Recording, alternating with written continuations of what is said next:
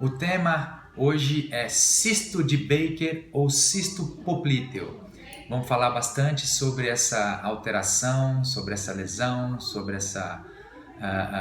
esse cisto, essa formação nodular que ocorre atrás do joelho em algumas pessoas. Isso pode atrapalhar bastante, pode ser bem sintomático, isso pode trazer muito desconforto para os pacientes que têm o cisto, né? Principalmente quando ele incha muito e acaba dando aquela pressão atrás do joelho. Então vou falar hoje sobre isso. Então o que é o cisto de Baker? O cisto é uma lesão benigna, é uma formação nodular que ocorre na região poplítea, que a gente chama região atrás do joelho, que é quando o líquido sinovial que a gente tem envolvendo internamente nas articulações, quando ele é produzido em excesso, alguma coisa, algum distúrbio ocorre, alguma alteração, alguma outra doença ocorre no joelho e acaba tendo um excesso de acúmulo de líquido, normalmente na região posterior, e esse acúmulo de líquido pode herniar e formar uma bolsa atrás do joelho.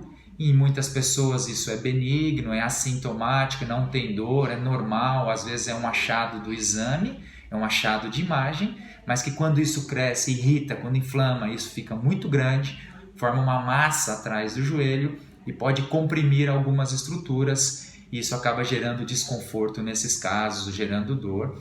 Grande parte das vezes isso regride espontaneamente, de uma hora para outra ele desincha, estoura, desinflama e a pessoa vive normalmente. Em outros casos essa massa se acumula ali e não deixa a pessoa em paz, ou seja, atrapalha bastante a função do joelho e consequentemente a função de todo o membro inferior. Causas do cisto de Baker. Como eu acabei de dizer, as causas elas não são muito bem estabelecidas, mas basicamente é quando o joelho está inflamado por alguma outra lesão associada, como artrite, artrose, lesão de menisco, que irrita, forma muito líquido no joelho e acaba indo para a parte posterior e faz essa herniação com um acúmulo na região de trás da perna, atrás do joelho, né? Então, os fatores de risco, né? Quem está mais susceptível a ter esse cisto de Baker? Quem tem artrite, artrose, lesa o joelho, quem tem sinovite, que é aquela inflamação, existe até um outro vídeo nosso aqui mesmo, nesse ambiente, que explica o que é a sinovite, que é o derrame do joelho, que é a irritação dessa membrana que envolve o joelho, que é a membrana sinovial, e isso é um fator de risco para você desenvolver esse cisto de Baker, tá? Sinais e sintomas. Normalmente o cisto de Baker é a formação de uma massa atrás do joelho, um cisto, um nódulo atrás do joelho. Isso começa a crescer, às vezes a pessoa palpa atrás do joelho e já percebe uma massinha, e em outros casos ela vira tamanho quase de uma bola de tênis, já vi casos assim, e aí é óbvio que isso vai comprimir as estruturas atrás do joelho e acaba formando um quadro de dor. A dor ela é basicamente mecânica, quando movimenta o joelho, sente que tem uma pressão atrás, e aí quando vai dobrar, esticar, sente essa pressão, e isso pode repercutir para as atividades do dia a dia, como andar, descer escada, subir escada, quando está sentado e vai levantar, sente essa massa, quando vai dirigir, e quando anda muito, quando fica muito tempo em pé, ou quando simplesmente estica os joelhos na cama ou no sofá e sente essa massa incomodando um pouco atrás do joelho. Então esses são os principais sinais e sintomas. Complicações. Quando esse cisto ele fica muito grande, normalmente perceptível a palpação posterior do joelho, né?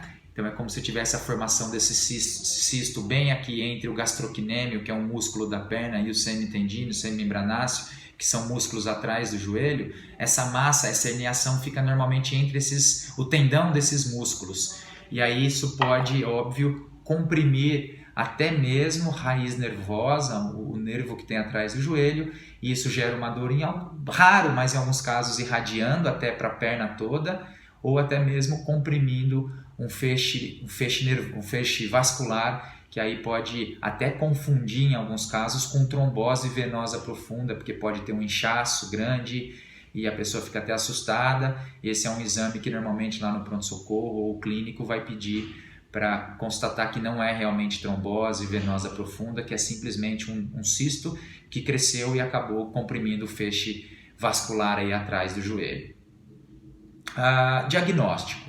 O diagnóstico do cisto de Baker ele é basicamente clínico, tá? É pela palpação, é pela história, é pelo que o paciente relata de sinais e sintomas, mas a palpação ali atrás e a inspeção, você observar essa massa ali atrás do joelho, é o que mais fecha o diagnóstico. Entretanto, exames de imagem podem ser úteis, como o ultrassom, como a ressonância magnética, que aí sim eles acusam facilmente, principalmente a ressonância, esse líquido formado porque brilha, fica um hipersinal, principalmente em T2, fica um hipersinal atrás do joelho e aí é tranquilo para você fechar, o radiologista fechar o diagnóstico aí de cisto de Baker, tá? A única coisa que vale ressaltar é que é importante a opinião e a avaliação de um especialista, porque muitas pessoas que eu vejo têm o cisto de Baker e não é o causador da dor, porque um pouquinho mais aprofundado do que ele, nós temos um músculo que chama músculo poplíteo, que faz parte de um canto chamado canto posterolateral do joelho.